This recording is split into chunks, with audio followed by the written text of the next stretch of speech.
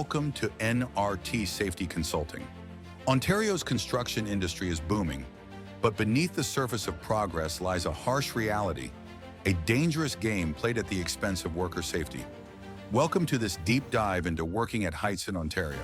Today we expose the hidden risks, overlooked violations, and the systemic failures in enforcing the Occupational Health and Safety Act and regulations, particularly Regulation 26 of the Occupational Health and Safety Act and Regulation 213/91.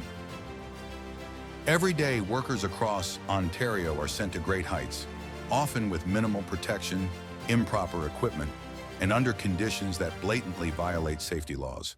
The Occupational Health and Safety Act mandates strict rules for fall protection, but the reality, it's ignored far too often. From missing guardrails to unsecured harnesses, these blatant violations occur on nearly every job site.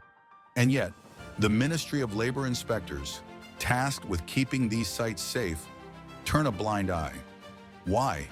Because enforcing safety comes at a cost, and for many companies, profits outweigh people. Section 26 of the regulations requires fall protection systems, safe scaffolding, and comprehensive training. But instead of compliance, we see shortcuts. Companies skirt these laws, gambling with workers' lives to save time and money. And the worst part? These aren't isolated incidents. This is the norm. Falls remain one of the leading causes of death in construction. In 2023 alone, Ontario saw a rise in workplace fatalities linked to inadequate fall protection. Each number represents a worker who didn't go home to their family, a life lost because safety was sacrificed for convenience. The Ministry of Labor claims to enforce safety standards, yet countless violations go unnoticed, or worse, unaddressed. Inspections are inconsistent, and penalties often amount to little more than a slap on the wrist. It's a system that allows companies to operate recklessly while workers face the consequences. We've spoken to workers who faced unsafe conditions, been pressured to cut corners, and witnessed near-fatal accidents, all in the name of getting the job done. Their stories paint a grim picture of an industry that has forgotten its most valuable asset, its people. It's time for change. Workers deserve better.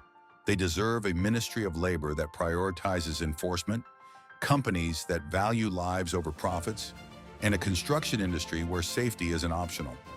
Until then, we'll continue to expose the truth, because every worker's life matters. If you're as outraged as we are, join us in demanding accountability. Like, share, and subscribe to help us shine a light on the shadows of Ontario's construction industry. Together, we can push for safer work environments and a future where no one has to risk their life to earn a living. On the rise and strong,